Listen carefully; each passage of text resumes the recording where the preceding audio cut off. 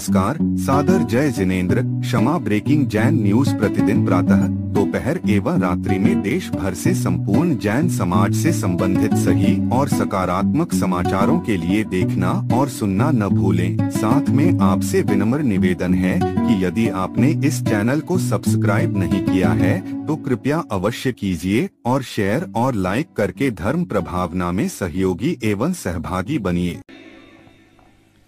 प्यारे प्यारे पवित्र देशभक्तों, पुलिस का कार्यक्रम होने वाला है और उसमें पुलिस को ही बुलाया गया है। आप भी पुलिस है, हम भी पुलिस हैं। पुलिस के कार्यक्रम में पुलिस को बुलाया गया है। बड़ा राज है इसके अंदर। और संत प्रवचन करना शुरू करते हैं। विषय है संत का तनाव से मुक्ति कैसे पाएं, कैसे तनाव से मुक्त हो रहे हैं। चाहे कैसी भी परिस्थिति आए लेकिन मनोस्थिति डावाडोल ना हो। हम जिंदगी भर तक हर चीजों का चुनाव करते हैं।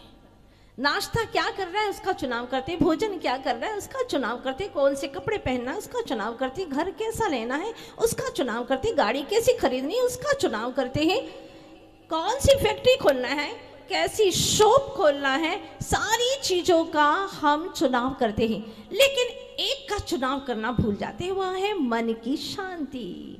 शांति कैसे पाए इसके लिए हम भूल ही जाते हैं। सारे काम उसी के लिए करते हैं। हर व्यक्ति से पूछे, तुम अपनी जिंदगी में जो कुछ भी कर रहे हो, चाहे नौकरी करे, चाहे कोई व्यवसाय करे, चाहे कोई कैसा भी काम करे, हर वक्त इसी बात की धुन लगाए रखते हैं इंसान, आदमी, कि मुझे तो सुख पाना है, मुझे शांति पाना है। सुख शांति के लिए न जाने कितने कितने आयाम करता है।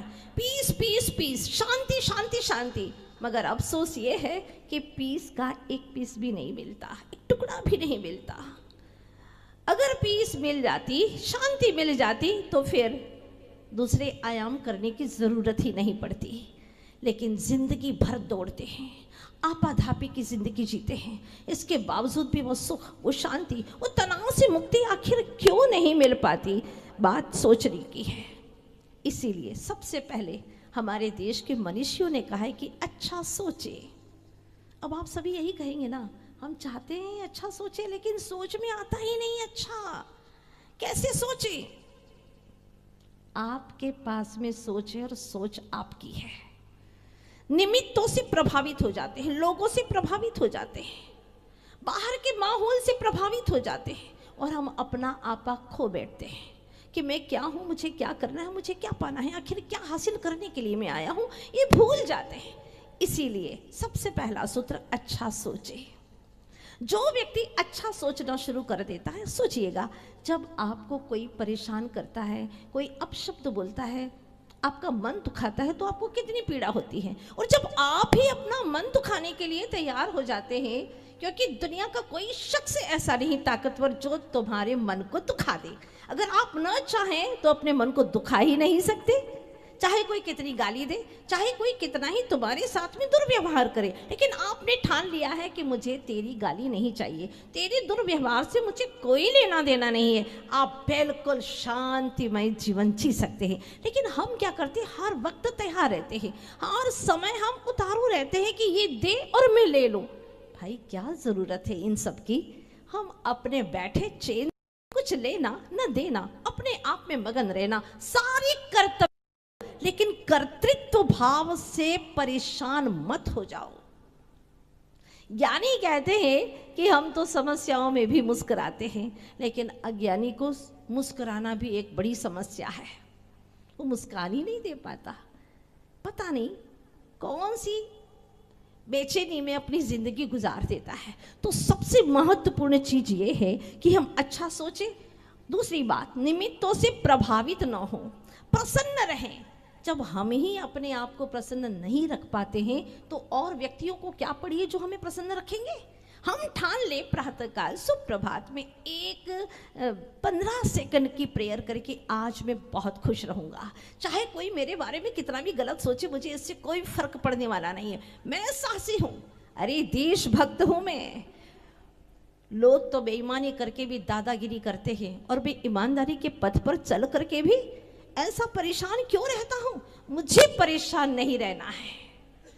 प्रभु परमात्मा की शक्तियां मुझ पर बरस रही है, उनकी सुपर एनर्जी, दिव्य ऊर्जा मुझ पर बरस रही है ना। अगर आप ऐसी भावना करते तो सच में अपने आप को बहुत पावरफुल समझते, बिंदास होकर के जीते। मैं सच और अच्छे रास्ते पर चल रहा हूं, मुझे डर किस बात का, मुझे भय किस बात का।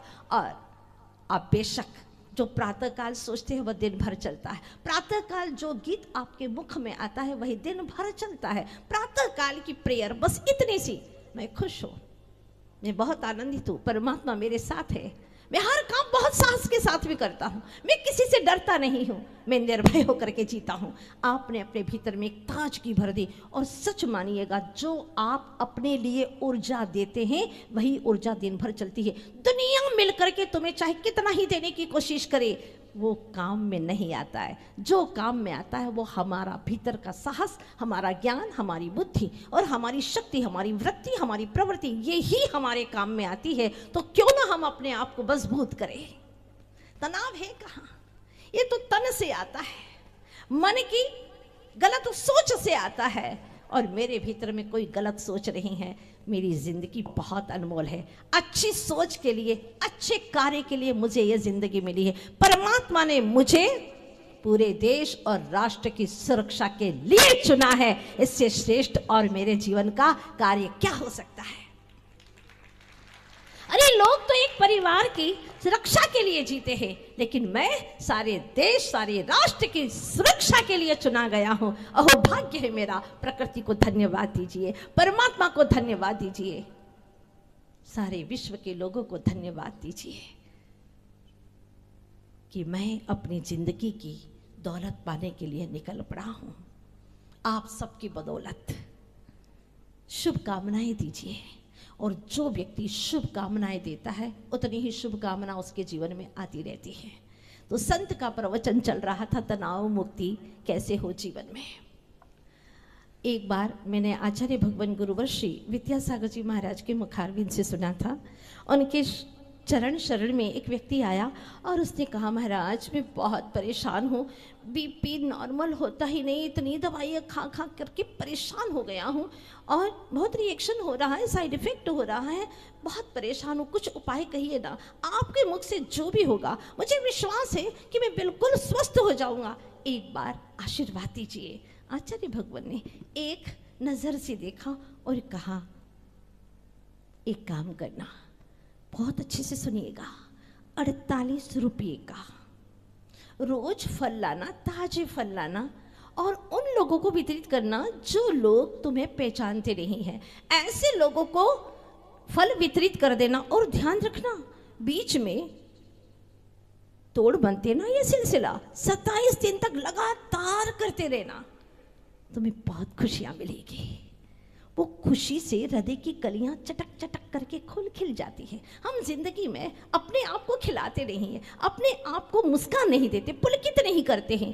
अगर नौकरी करते हैं तो नौकरी में ही पूरी जिंदगी, पूरा दिन, पूरी रातें ऐसे ही बीत जाती है। आपसे गुजारिश है मेरी कि रात को चैन से सो सको, हर दिन ऐसा बिताओ कि रात को चैन से सो सको और हर रात इतनी आनंदित तुम्हारी बिताओ कि प्रातः काल उठो तो अपना चेहरा दिखाने में कभी भी आपको शर्माना ना पड़े, पछताना ना पड़े। इस तरह से दिन और रात गुजारो, जवानी इस तरह बिताओ कि आपको बुढ़ापे में पछताना ना पड़े और बुढ़ापा इस तरह से बिताओ कि किसी के सामने हाथ फैलाना ना पड़े। बस ये जिंदगी का कारवां इस तरह से चलता चला जाए और वो सब कुछ तभी हो सकता है जब तुम्हारी सोच अच्छी हो, सकारात्मक हो तुम्हारी सोच। निश्चित रूप से तुम्हारी जिंदगी में बहुत कुछ परिवर्तन हो जाता है, हो सकता है। लेकिन होता ये है कि हम अपने जिंदगी में जो मस्तिष्क है, दिमाग है, वो हमारे लिए बहुत बड़ी अमानत है, पूंजी है वह हमारी। लेकिन उसके लिए हम कितना समय देते हैं, उसके लिए कितना खर्च करते हैं। दिमाग के अलावा सारे शरीर के लिए 95% खर्च करते हैं, दिमाग के लिए ओनली 5%, वो भी कभी कभार। जो कि बहुत बड़ी मौलिक पूंजी है हमारी। यहाँ के विचारों से हमारा दिन भर चलता है। हमारे पाप, हमारे पुण्य, हमारी वृत्ति, हमारी प्रवृत्ति, दुष्प्रवृत्ति सब इसी के ऊपर डिपेंड करते, सुविचार दुर्विचार सब इसी के ऊपर डिपेंड करते। लेकिन इसके लिए हम समय ही नहीं देते। थोड़ी सी देर शांत बना होकर बैठिएगा, गहरी सांसें लीजिएगा, अपने आप को प्यार दीजिएगा। जब आप ही अपने आप को प्यार नहीं दे पाते हैं तो औरों के प्यार के मोहताज आप क्यों हो रहे हैं? उनके प्यार से क्या होने वाला है? आप स्वयं अपने आप में तृप्त हो जाइए। हमारे बहुत बड़े मनीषी हुए हैं ऋषि कुंद भगवान, उन्होंने कहा है कि तुम अपने आत्मा में ही तृप्त हो जाओ, आत्मा में ही संतुष्ट हो जाओ, तुमसे कोई अपराध नहीं होगा। और वह 327वीं समय सार की गाथा में बहुत जबरदस्त बात कह जाते हैं। संसिद्ध राध सिद्धि साधी माराधियम चेयठम अवगत राधो सो खलु। जो राध से यानी आत्म साधना से रहित है वही अपराध करता है। जो आत्म आराधना से रहित है, आत्मा आराधना को जानता ही नहीं, क्योंकि आत्मा को ही नहीं जानता। आराधना क्या करेगा, क्या करेगा साधना? एक केंद्र है तुम्हारा, 24 घंटे में कम से कम 24 मिनट अपने आत्मा के केंद्र के लिए दीजिए, अपने आप को सुस्थिर कीजिए। जब आप स्वयं अपने आप को नहीं समझ पाते, अपने आप को तनाव से मुक्त नहीं कर पाएंगे, औरों को तनाव से कैसे मुक्त कर पाएंगे? सबसे पहला केंद्र हमारा ये कि मैं तनाव से मुक्त हूं, मैं बहुत आनंदित हूँ, मेरे भीतर में सुख का झरना झर रहा है। और फिर इन भावों के साथ में आप चल पड़िए हर किसी की सुरक्षा के लिए। देखना तुम्हें सफलता ही हाथ आएगी। एक भिखारी के पास में जाकर के झोली फैलाओगे और कहोगे कि मुझे कुछ दे दे, वो भिखारी वो क्या देगा तुम्हें?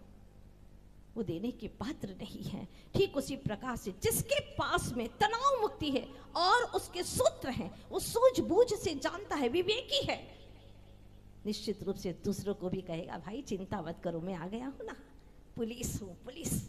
पू यानी पुनीत, जो पवित्र मन रखता है, पुनीत पवित्र मन रखता है, लीन रहता है, दक्ष रहता है, हमेशा अपने कार्य पर उसको दक्षता है, उसका लक्ष्य है वहां तन से, ऐसा पुली और स यानी सहिष्णु है। चाहे कैसी परिस्थिति आ जाए वो घबराता नहीं है।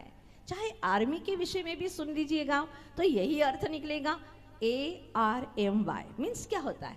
ए आराम नहीं दिन में, आर रात में चैन नहीं, एम मौत का पता नहीं कब आ जाए, कोई भरोसा नहीं है। वाह, यही है सिपाही, यही है देश का सैनिक। और आज हम ये देखते हैं इतनी बड़ी ड्यूटी, इतना बड़ा कर्तव्य करते हुए तनाव तो रहता ही नहीं है, क्योंकि श्रेष्ठतम कार्य करने वाला उत्साहित होकर के काम करता है कि इससे बड़ा और क्या कर्तव्य हो सकता है। बहुत बड़ा काम करने जा रहा हूं मैं।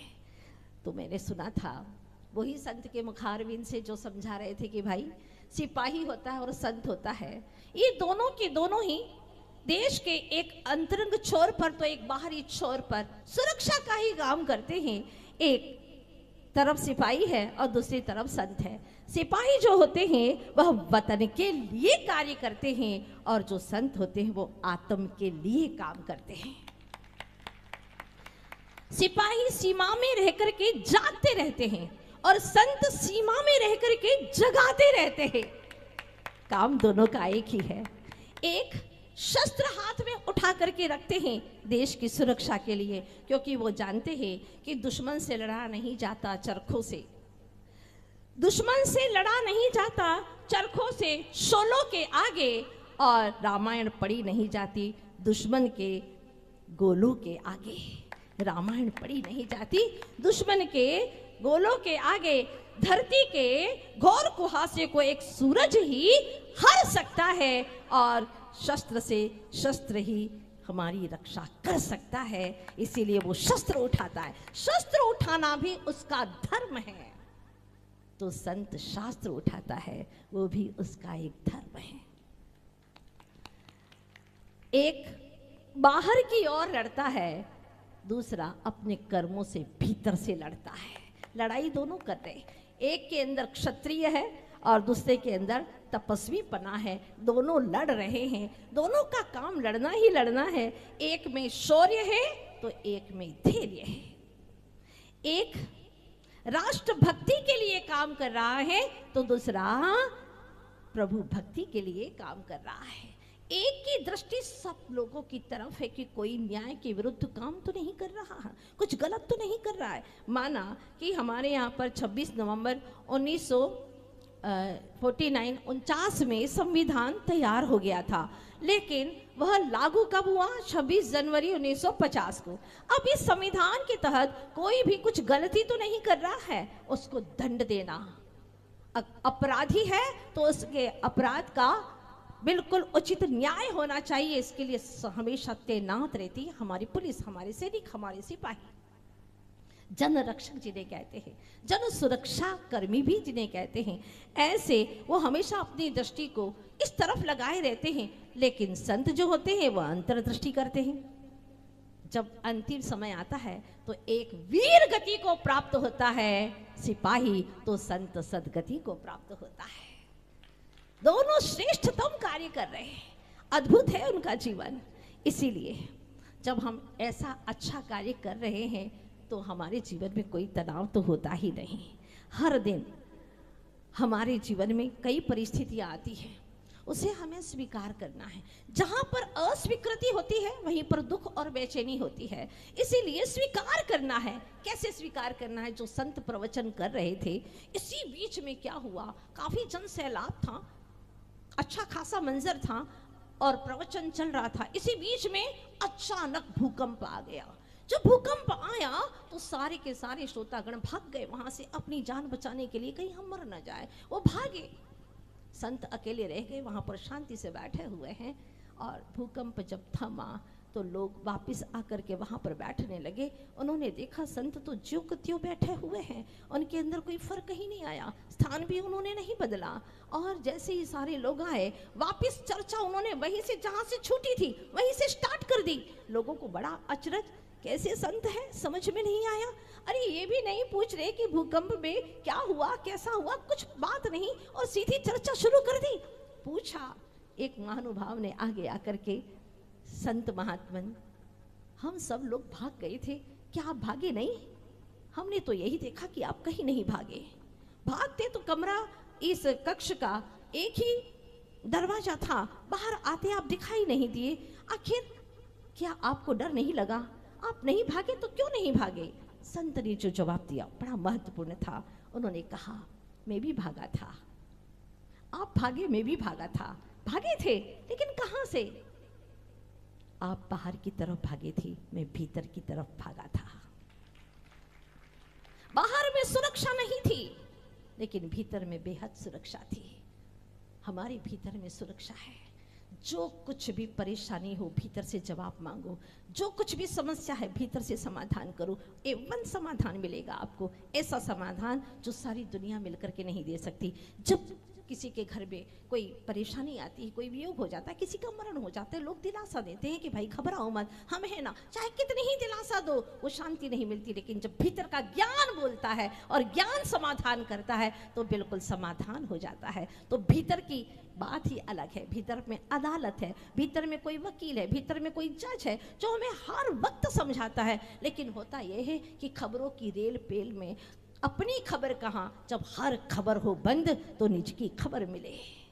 बाहर की इन खबरों में हमें अपनी खबर रहती ही नहीं है, इसीलिए सावधानी बरतना है। इसके लिए हमें परोपकार की भावना बनाना है। जितनी परोपकार की भावना बनाएंगे, आप लोग भूले नहीं होंगे उस व्यक्ति को जो डेली कितने रुपए का, हाँ, कितने दिन तक, 27 दिन तक। मैंने भी कुछ समय गुजारा, लेकिन हुआ ये कि 27 दिन भी पूरे नहीं हुए, बेहद बंदा खुश और गुरु महाराज के पास में आया और कहने लगा, आचार्य भगवान गजब कमाल हो गया, वर्षों से परेशानी थी मेरी सारी समाप्त हो गई।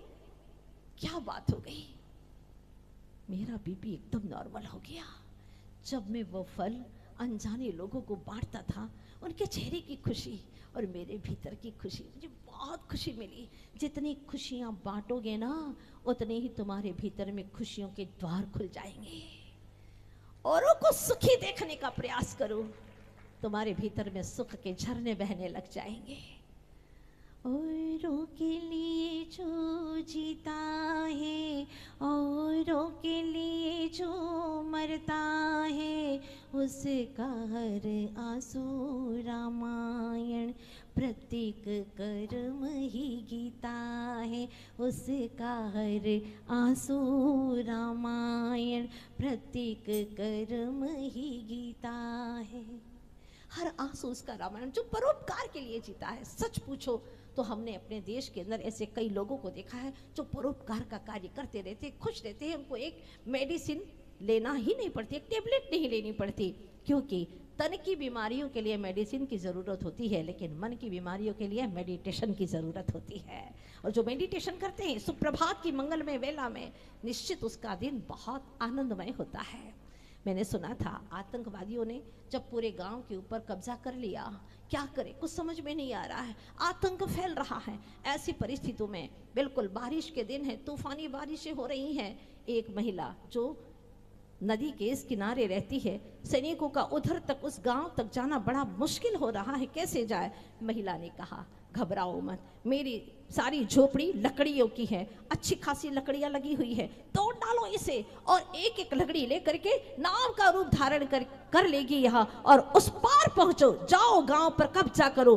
तब भरी बारिश के अंदर महिला अपनी सारी झोपड़ी तोड़ देती है और सारी लकड़ियां दे देती है सैनिकों को। सैनिक जाते हैं और उस गांव के ऊपर कब्जा हासिल कर लेते हैं। महिला को बहुत खुशी होती है। यही छोटी सी बात, छोटी छोटी बातों में हम खुशियां हासिल कर सकते हैं। किसी को परेशान करके हमें कभी खुशी नहीं मिलती, लेकिन किसी का उपकार करके हमें जो खुशियां मिलती है, किसी को खिला करके, स्वयं भूखे हों लेकिन हमें जो खुशी मिलती है उसका बयान शब्दों से नहीं किया जा सकता। कुछ लोग ऐसे हैं जो मात्र स्वहित के लिए जीते हैं, वो पशुता की कोटि में जाते हैं, पशुता की भांति जीते हैं। लेकिन कुछ लोग ऐसे हैं कि जो परहित के लिए भी जीते हैं, वो मानवता की कोटि में जाते हैं। लेकिन कुछ तीसरे ऐसे बंदे होते हैं जो परहित के लिए स्वहित को भी कुर्बान कर देते हैं। ऐसे लोग भी इस धरती पर हमने देखे हैं।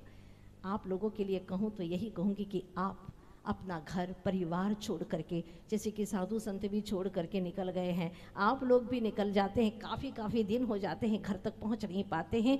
इस तरह से त्याग के मार्ग पर आप भी चल पड़े हैं। ये कम बलिदान नहीं है, बहुत बड़ा बलिदान है। यह भारत देश का गौरव, या तिरंगा भी देख तुम्हें मुस्काता है, तभी तो ऊंचे पहाड़ों से वह शान से लहराता है।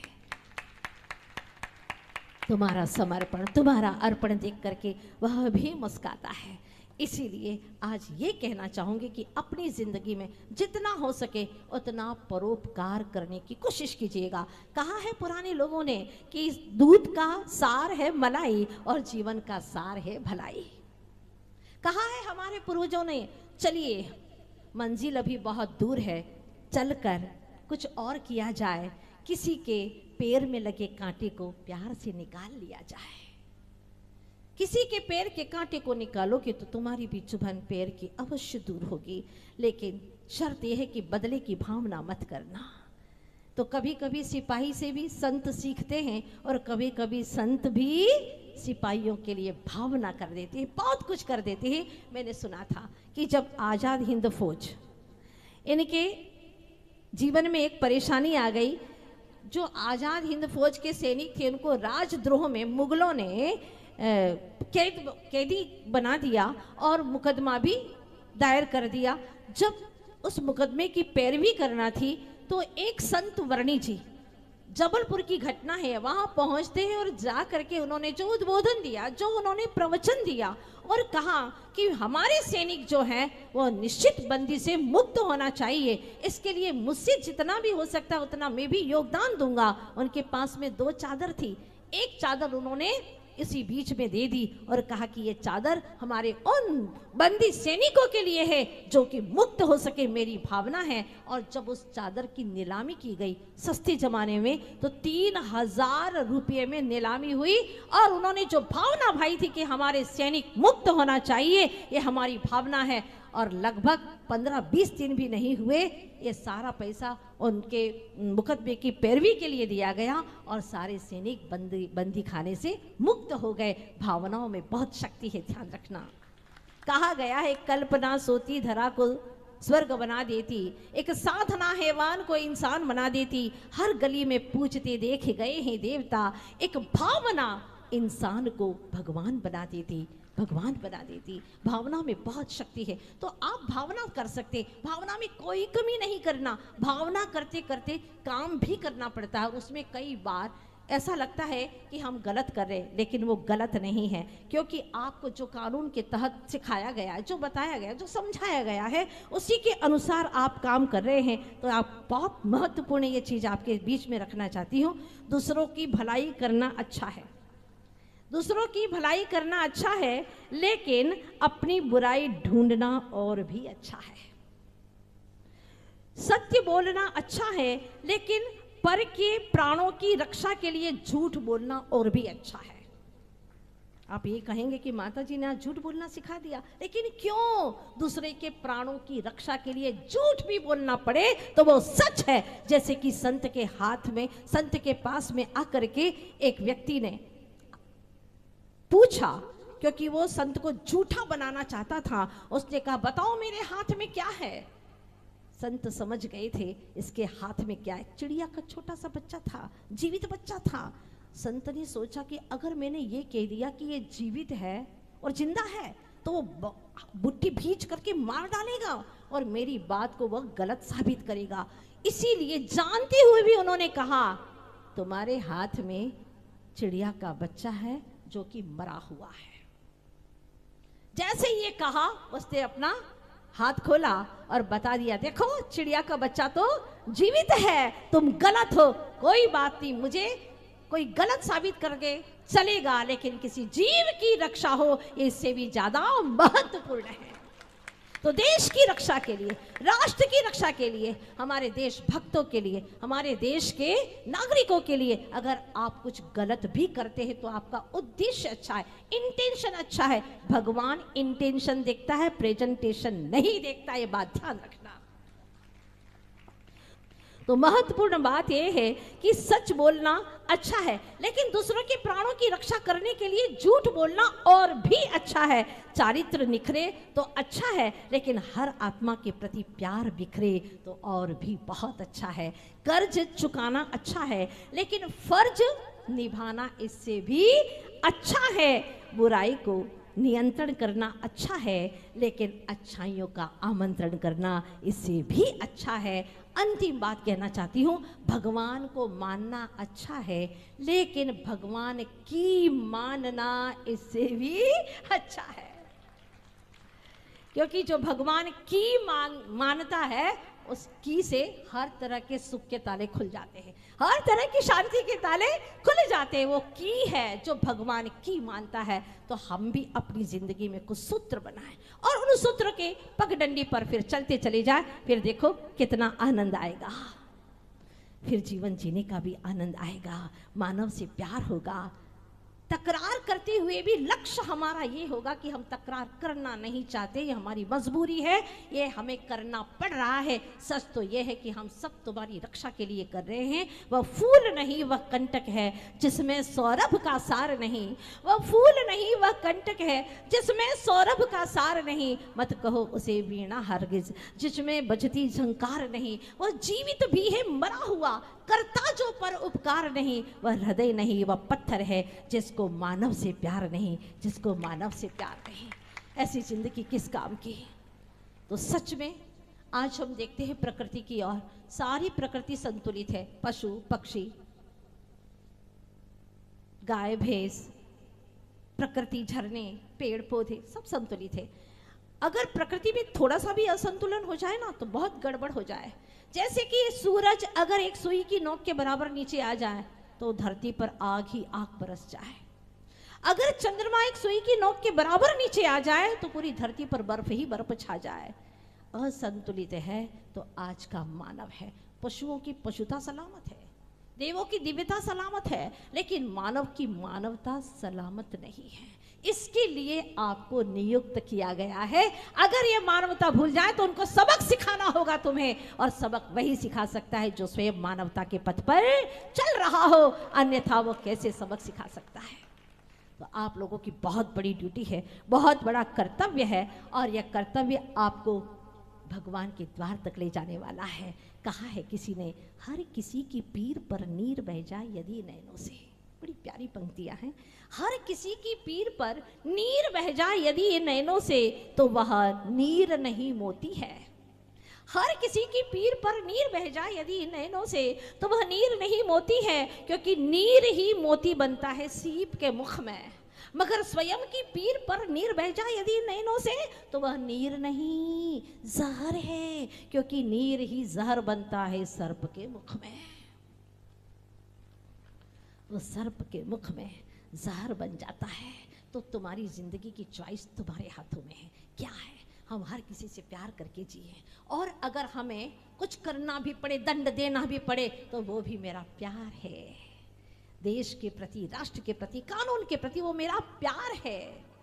इसीलिए जिंदगी में बहुत कुछ करने के लिए ये अवसर मिला है, क्योंकि मदद हर कोई नहीं कर सकता। एक मनुष्य को ही चुना है परमात्मा ने, और यकीन मानिएगा कि आप जितना भी परोपकार करेंगे, इससे आपका नुकसान नहीं, अपितु ये ऋषियों की वाणी है कि गुणात्मक आपके भीतर में वृद्धि होती चली जाएगी। ये निश्चित है। एक माँ है, गरीब है, उसके द्वार पर एक लड़का आया है और कहता है कि ये चीज़ें खरीद लो, खरीद लो। उसकी आवाज़ में कुछ पीड़ा थी। वो बाहर आती है, देखती है शाम ढलने को है, होंठ सूख रहे हैं, कोई परेशानी का मारा है। पूछा, बेटा भूखे हो दिन भर से, तुम्हारा चेहरा बता रहा है, आओ मैं तुम्हारी महंगी चीज़ें तो खरीद नहीं सकती, लेकिन बेटा जो मेरे पास में गरम गरम दूध है उसको पी लो, तुम्हारी भूख प्यास दोनों बुझ जाएगी, आओ बेटा पी लो। और बड़े प्यार से उसने एक गिलास दूध पिलाया। समय चला गया, लड़का चला गया। 10 साल के बाद में वह माँ बीमार पड़ती है, और पड़ोसी के, आसपास के पड़ोसियों ने उसको हॉस्पिटल में ले करके और ऑपरेशन करवा दिया। जब ऑपरेशन हो गया, बिल उसके हाथ में आया, तो देख करके उसकी आंखों में आंसू आ जाते हैं कि 10 लाख रुपए का बिल मैं कैसे चुका पाऊंगी, मैं बहुत गरीब हूँ, मेरे पास में तो खाने के लिए भी कुछ नहीं है, अरे मुझे क्यों जिंदा रखा, मर ही जाने देते। इतने में ही उसकी नज़र नीचे पड़ती है, तो वो देखती है, ओह बिल चुका दिया गया है, और नीचे लिखा है, हस्ताक्षर किए हैं और लिखा है 1 गिलास दूध पिलाने वाली माँ के लिए बिल चुका दिया गया है। उस सामने आकर के खड़ा हो जाता है। माँ उसे पहचान लेती है, जिसके लिए इतना सा परोपकार किया था, उपकार किया था। उसने तो चाहा भी नहीं था, लेकिन इतना बड़ा उसने उपकार का बदला चुका दिया। ध्यान रखना, परोपकार किया हुआ कभी भी व्यर्थ नहीं जाता। और 24 घंटे तुम्हारी जो वर्दी है ना, वो तुम्हें बहुत कुछ शिक्षाएं देती है। जब मैं आपकी वर्दी को देखती हूँ तो मुझे लगता है आपकी भी वर्दी है, हमारी भी वर्दी है। नेताओं की कोई वर्दी नहीं होती है। जो देशभक्त हैं, जो राष्ट्रभक्त हैं, उनकी वर्दी होती है। जो धर्म भक्त हैं, प्रभु भक्त हैं, उनकी वर्दी होती है। हम और आपकी वर्दी नियुक्त की गई है, और इस वर्दी के अंदर भी बहुत बड़ी महत्ता है। ये जो वर्दी है ना, वह इंसानियत की, न्याय की, सेवा की वर्दी है, विश्वास की वर्दी है। पुलिस को देखते ही लोग निश्चिंत हो जाते हैं, हाँ ये आ गए हैं, अब हम निश्चिंत हो गए, अब हमारा सब काम अच्छे से हो जाएगा। अगर चौराहे पर पुलिस ना होना तो यातायात के साधनों में बहुत परेशानी आ जाती, अव्यवस्था हो जाती, जाम लग जाती। लेकिन एक पुलिस आता है, सारी अव्यवस्था समाप्त, सब व्यवस्थित हो जाता है। आपकी वर्दी का बहुत बड़ा महत्व है। केप के ऊपर मैंने बड़े गौर से देखा, इसमें अशोक चिन्ह, सम्राट अशोक से विरासत के रूप में मिला है अशोक चिन्ह, है ना। अशोक चिन्ह बहुत महत्वपूर्ण है। पुलिस को देखते ही मैंने सोचा ये अशोक चिन्ह जो है वह शोक समाप्त कर देता है, कि अब पुलिस आ गई है ना, हमारा कोई शोक नहीं, हमें कोई परेशानी है, वो संभालेगी। बहुत महत्वपूर्ण कार्य करती है। और इस अशोक चिन्ह के अंदर बेल है, हाथी है, घोड़ा है, तीन तीन प्रथम ऋषभनाथ, संभव अजितनाथ और संभवनाथ, तीन तीन तीर्थंकरों के चिन्ह हैं इसके ऊपर। और शेर का चतुर्मुखी, ये वीर भगवान के शासन की बात करता है। घबराओ मत, यहाँ पर हर कण कण स्वाधीन है और सब कण कण अपने आप में लीन है। घबराना नहीं है, अपना कर्तव्य करते चले जाओ। जिसने बताया जगत का प्रत्येक कण स्वाधीन है, करता न धरता कोई है, अणु अणु स्वयं में लीन है। आत्म बने परमात्मा हो, शांति सारे देश में, हे देश ना सर्वोदयी, प्रभुवीर के संदेश में, प्रभुवीर के संदेश में। बस प्रभुवीर ने यही कहा, हमारे रामकृष्ण महावीर ने, सभी ने एक ही बात कही है। बड़े बड़े जितने भी महानुभाव हुए हैं, सब ने एक बात कही है कि बाहर में रहो तो दुनिया के साथ में प्रेम का व्यवहार करो, उनके हित का चिंतन करो। प्रभु के मंदिर में जाओ तो प्रभु के गुणों का चिंतन करो, और आंख मूंद करके बैठो तो अपने परमात्मा के गुणों का चिंतन करो। तुम्हारी जिंदगी आनंद से भर जाएगी। बातें बहुत छोटी छोटी है, लेकिन अवश्य ही अपने जीवन को बहुत ही ऊंचा उठाने वाली है। तो बात पुलिस की और संत की और सैनिक की चल रही थी। आज जब हम पुलिस के बारे में सोचते हैं, मैं सोचती हूँ तो मेरे मन में बहुत सारी बातें आती है और मुझे बहुत अच्छा लगता है।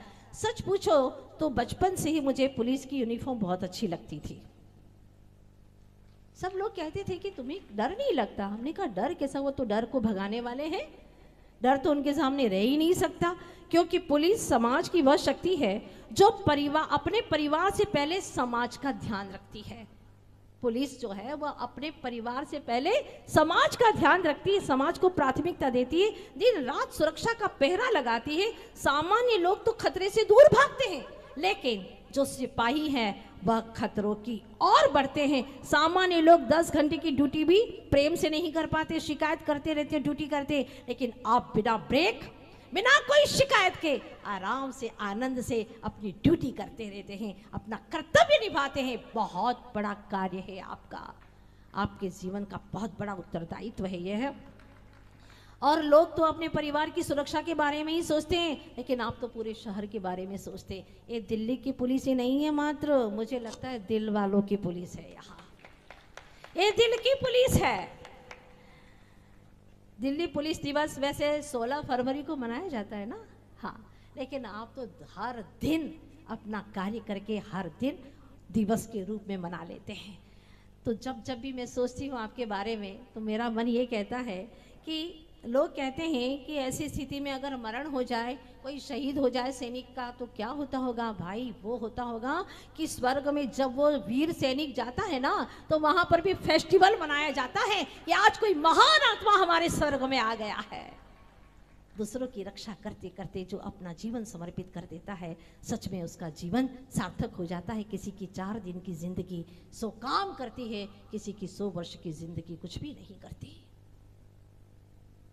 आपने ऐसे भारत देश में जन्म लिया है, जिस भारत देश की वसुंधरा बहुत ही पवित्र है, जिसके कण कण के अंदर हमें मिलता है प्यार, प्रेम, इंसानियत। अन्य देश के लोग कहते हैं कि ये सारा विश्व एक व्यापार है और इसमें मात्र इंसान को ही जीने का हक है, लेकिन हमारा भारत देश कहता है कि यह जो विश्व है वो व्यापार नहीं, परिवार है। इसमें पेड़ पौधे, पंछी, पक्षी, पशु, इंसान सभी को एक समान रहने का अधिकार मिलता है। ये हमारे भारत देश की बात है, क्योंकि भारत के अंदर ऋषियों ने जन्म लिया है।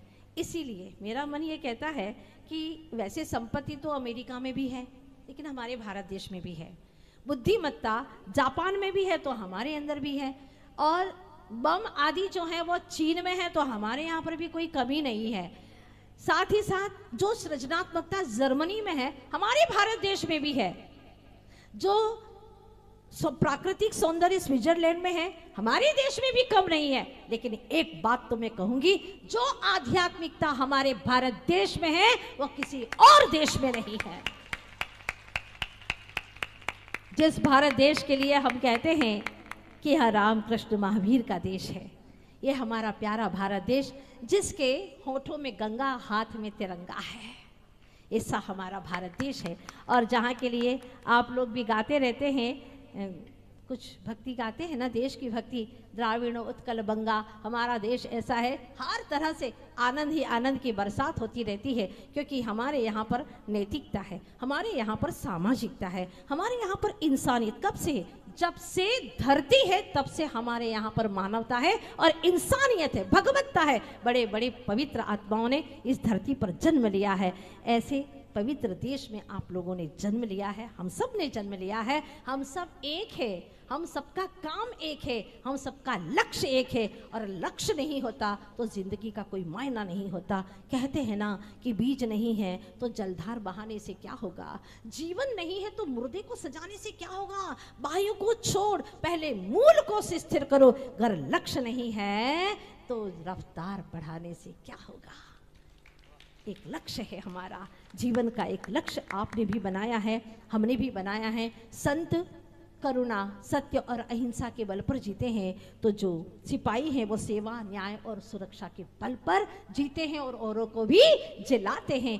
इस तरह से आपने अपने जीवन में बहुत कुछ श्रेष्ठतम कार्य किए हैं और आगे भी जब तक घट में प्राण है तब तक करते चले जाना है। उसके समान जैसे कि गुजरात में जब मुगलों ने आक्रमण कर दिया, बहुत प्यारी सी घटना आप लोगों के बीच में रखती हूँ, बहुत काम में आने वाली है आपको। जब मुगलों ने गुजरात के ऊपर आक्रमण कर दिया तो एक आबूजी श्रावक थे, उन्होंने, जो सेनापति थे, हाथों में तलवार ली और जा रहे हैं, लेकिन आराधना का काल हो गया बीच में ही, तो वह तलवार हाथ में है और मन ही मन बुदबुदा रहे हैं, बोल रहे हैं, जे में जीवा विराहिया, एन दिया, बेन दिया, तीन दिया। सरदार सुन रहा है कि ये क्या कर रहा है, हाँ, कहाँ तो सेनापति और क्षमा मांग रहा है। एक इंद्री से, पेड़ पौधों से, चीटे मकोड़ों से, सब जीवों से क्षमा मांग रहा है। कैसे जीतेगा, कैसे युद्ध करेगा, कैसे लड़ेगा। और कह दिया उन्होंने कि नरम नरम हलवा खाने वाले, हाँ, कैसे लड़ोगे तुम। कुछ न बोले और जैसे ही से सामने रणांगण में कूदे, दोनों हाथों से तलवार उठा करके इस तरह से जंग लड़ी कि दुश्मनों के छक्के छुड़ा दिए, जीत हासिल कर ली। और जब अभिनंदन पत्र देने के लिए रानी साहिबा ने हाथ आगे बढ़ाए तब पूछा कि तुमने कैसे जीत हासिल की। बात समझ में नहीं आई मुझे। कहा तो तुम एक छोटे छोटे क्षुद्र जीवों को क्षमा याचना करने वाले, और तुमने ऐसी जीत कैसे हासिल कर ली। तो उन्होंने कहा, महारानी जी, क्षमा करना मेरा आत्मधर्म है, लेकिन देश के लिए, राष्ट्र के लिए, समाज के लिए, धर्मायतनों के लिए अगर कोई आंच भी आ जाए तो मैं वहां पर शस्त्र उठाने में देरी नहीं करूंगा, मैं लड़ूंगा। क्योंकि प्राणों से बढ़कर के राष्ट्र होता है। कई लोग मिटते हैं तब एक राष्ट्र खड़ा होता है। बहुत बड़ी बात कह दी उन्होंने। तो हमारे जीवन में शरीर का खून का कतरा कतरा किस काम में आने वाला है, इसी के लिए कि हम दूसरों की सुरक्षा कर सके। भावना यही भाती हूँ जैसे कि आप सभी के लिए दुनिया कहती है, न जीते हैं दौलत के लिए, न जीते हैं शोहरत के लिए, तुम तो वो बंदे हो जो जीते हो तिरंगों की शान के लिए, तिरंगे की शान के लिए। अपना सब कुछ सर्वस्व अर्पण कर देते हैं तो सारा देश सम्मान करता है उनका, जिनके हिस्से में ये मुकाम आता है। कितने खुश नसीब हैं आप कि तुम्हारा खून वतन के काम आता है। बहुत बड़े सौभाग्यशाली है। तो आज बहुत कुछ कह दिया है मैंने। तनाव से मुक्ति पाने का एक ही उपाय है, अच्छा सोचें, अपने आप को पावरफुल, साहसी बनाएं। तुम गलत काम कुछ भी नहीं कर रहे हो। अगर गलत करता है तो व्यक्ति वैसे ही तनाव से युक्त हो जाता है, लेकिन हम जब इतना श्रेष्ठतम कार्य कर रहे हैं, स्वयं के लिए नहीं पूरे देश के लिए कर रहे हैं, तो फिर हमें कोई तनाव की जरूरत ही नहीं है। प्रातः काल लो प्रभु परमात्मा का नाम और रात को भी भगवान का नाम लेकर के शयन करो।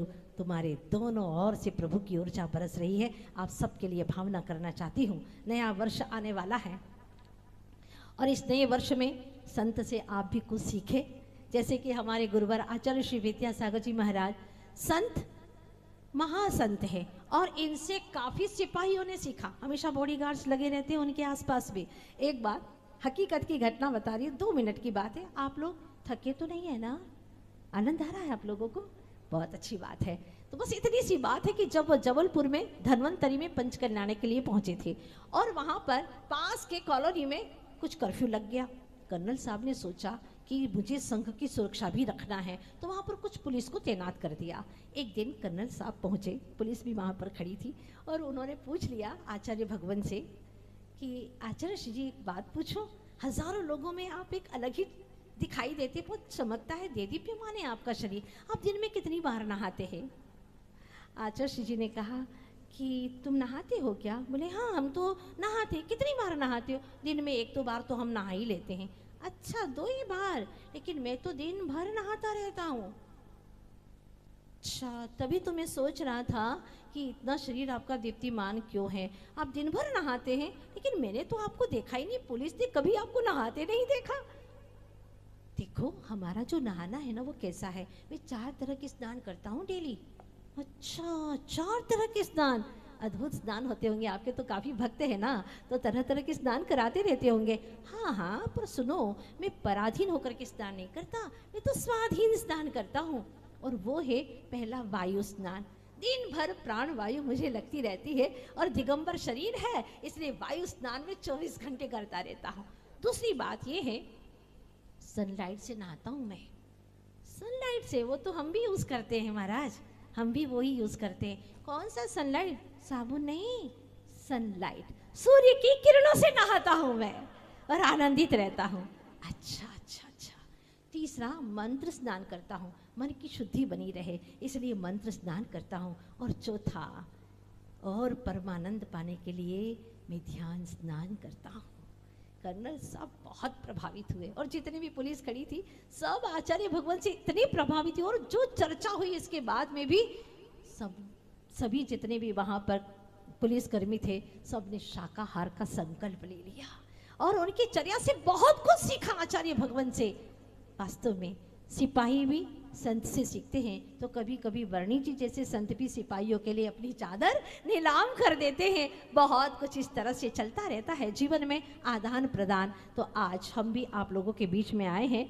भावना करती हूँ कि आपकी ज़िंदगी में हमेशा उत्साह बना रहे, आप स्वयं की आत्मा की सुरक्षा करते हुए बुराइयों से अपनी आत्मा की सुरक्षा करते रहेंगे तो यकीनन आप सारे देश की सुरक्षा करने के लिए सदा खुशी खुशी तत्पर रहेंगे।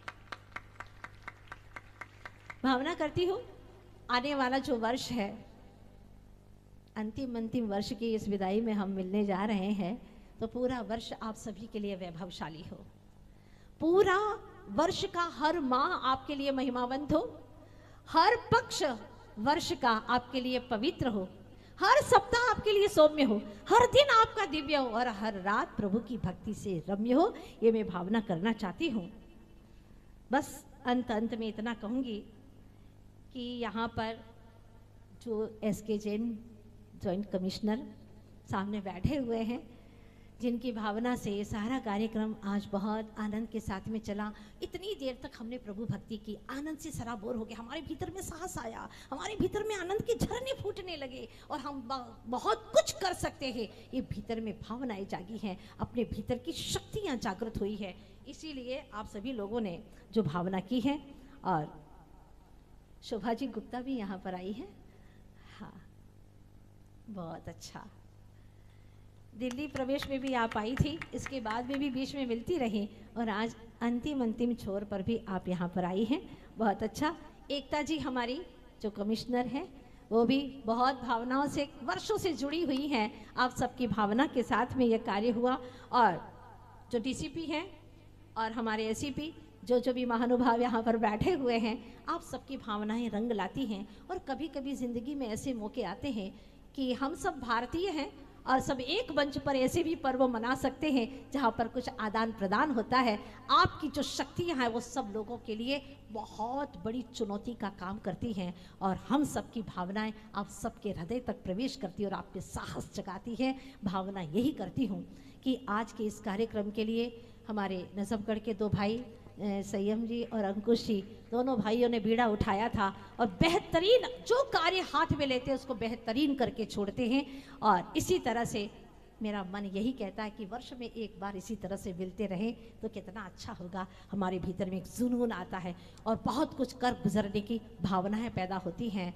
तो आज हमने ये तय किया है कि पुलिस है, जो वर्दी है आपके पास में, हमेशा आपको शिक्षा देती रहती है और भीतर के भाव देश और राष्ट्रभक्ति के आपको जगाते रहते हैं। इसी तरह से हमेशा आप अपने जीवन को बहुत आनंदित बनाते रहें। और अंत में यही भावना करती हूँ, ये जो सारा कार्यक्रम यहाँ के सभी पुलिसकर्मी भाइयों के सहयोग से ही ये कार्यक्रम हो पाया है और हमारे समाज के बहुत सारे महानुभाव आए हैं। आप सब हमारे समाज के हैं, सब हम भारत के हैं, एक राष्ट्र के, एक देश के। बहुत अच्छा लगता है और आज सबके चेहरे पर बहुत खुशियाँ सी मुझे नज़र आ रही हैं।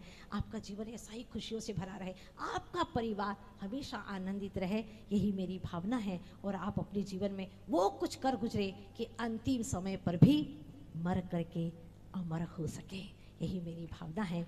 क्योंकि अमीर होने के लिए तो कण कण जोड़ना पड़ता है, अमीर होने के लिए तो कण कण जोड़ना पड़ता है, पर अमर होने के लिए कण कण भी छोड़ना पड़ता है।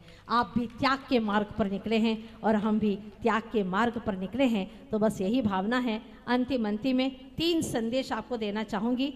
पहला, न्याय का दीप सदैव प्रज्वलित रखेंगे, न्याय का दीप सदैव प्रज्वलित रखेंगे। चाहे कैसी भी परिस्थिति आए, किसी का कितना भी दबाव हो, अन्याय को रोकते हुए न्याय की मर्यादा न छूटे, ये सबसे बड़ी नीति है। उसको अपने जीवन में हमेशा बना करके रखें। दूसरी बात है, अपनी संवेदनशीलता, अपनी मानवता को कभी न खोए। चाहे कैसा भी कोई भी अपराधी हो, लेकिन आपने इतना तो समझ ही लिया होगा कि हर किसी अपराधी के अंदर भी एक इंसान बैठा हुआ है, एक इंसान है, एक आत्मा बैठी हुई है। इसीलिए अगर प्रेम से व्यवहार किया तो हो सकता है उसका जीवन भी बदल जाए। पर हाँ, कभी कभी प्रेम से, कभी कभी दंड नीति से काम करना पड़ता है, लेकिन प्रेम से भी बहुत कुछ काम हो जाता है। हमारे देश की नीति कहती है, प्रेम जब अनंत हो गया, हाँ रोम रोम संत हो गया। प्रेम जब अनंत हो गया, हाँ रोम रोम संत हो गया। प्रेम जब हमारा अनंत हो जाता है तो रोम रोम संत हो जाता है। इस तरह से भावना करना है। और तीसरी बात ये है, स्वयं की मन की शांति को कभी भी खोना नहीं है। बस इन 3 सूत्रों को लेकर के चलेंगे, आपकी ज़िंदगी में सदैव खुशहाली रहेगी। और यही भावना करती हूँ। गतिशील करो चरणों को, मंजिल पास नहीं है। काल चक्र गतिमान किसी का दास नहीं है। हर श्वास को सार्थक कर डालो तुम, क्योंकि श्वासों का पल भर भी विश्वास नहीं है, श्वासों का पल भर भी विश्वास नहीं है।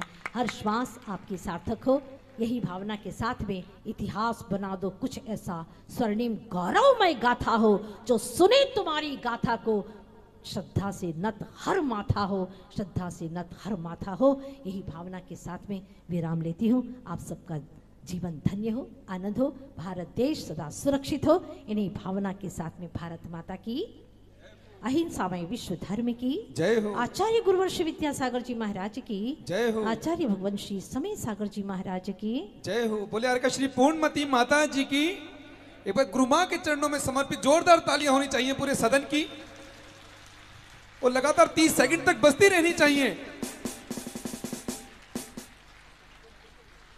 चलिए, मात्र अंतिम 5 मिनट यहां पर शेष।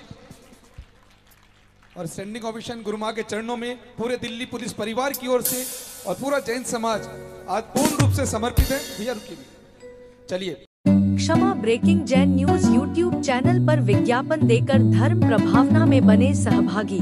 विज्ञापन देने हेतु संपर्क कीजिए मोबाइल नंबर 9026900740 एवं समाचार एवं वीडियो भेजने हेतु व्हाट्सएप नंबर 9335236222। क्षमा breaking Jain news YouTube channel देखने के लिए आपको बहुत बहुत धन्यवाद। सादर प्रणाम, सादर जय जिनेंद्र।